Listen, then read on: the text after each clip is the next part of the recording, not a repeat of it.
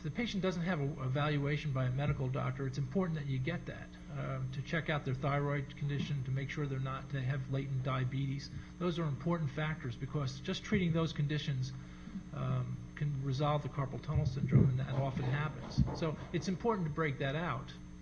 But most patients we see do have those conditions under control, and then you have to depend on other factors. Okay, sorry. Okay. This question is for Jeannie. Jeannie, can deep tissue massage and exercise help with carpal tunnel syndrome?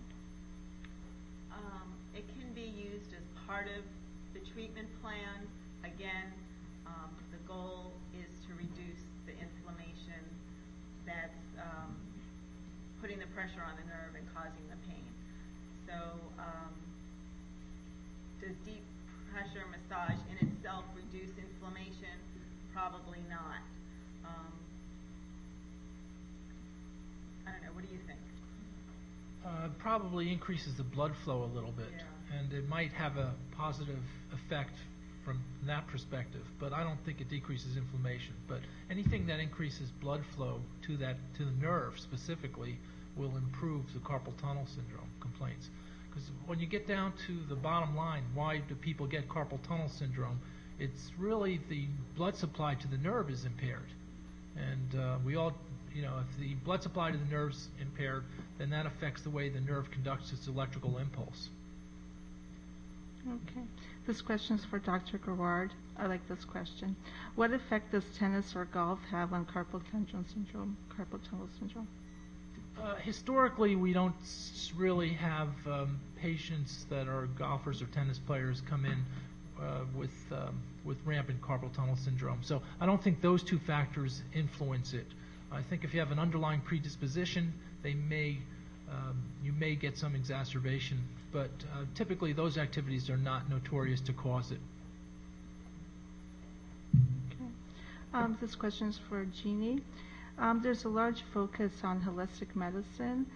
Is acupuncture an option, and do they use it at Boca Community in your section? We have a pain center affiliated with our rehabilitation department, and there is a physician there who does acupuncture, and I'm not sure whether or not he does it for carpal tunnel syndrome, but he might. And again, I think Dr. Garrard mentioned earlier in his presentation that you have to be careful with alternative medical approaches to carpal tunnel because you don't want to let it get out of hand. So it probably can be used as an adjunct, but you should probably have allopathic medical attention as well. Okay. This question is for Dr. Garrard. I've heard that 2 incisions are made, one in the wrist and one in the palm. Is this a procedure or an alternative? I guess that relates to the endoscopic carpal tunnel release, whoever asked that question. Yeah. One in the wrist and one in the palm. Okay. All right. Well, I think I talked about the 2 approaches. One is the conventional one, which is in the palm. You mean going across the palm into the wrist area? Okay. Well, there's different ways to take care of the underlying problem, and there's different incisions that are basically the personal preference of the surgeon that's involved in performing the procedure. Some people make extensile incisions that go from the palm across the wrist into the forearm. I mean, that's one of the conventional approaches that have been used in the past. I think lately, with the advent of the endoscopic approach, people are trying to get into minimal incisions to sort of treat this problem. There's risks with doing that because you want to make sure you're visualizing that ligament fairly well. There are some anomalies of some of the, for example, the motor branch, the one that supplies that muscle.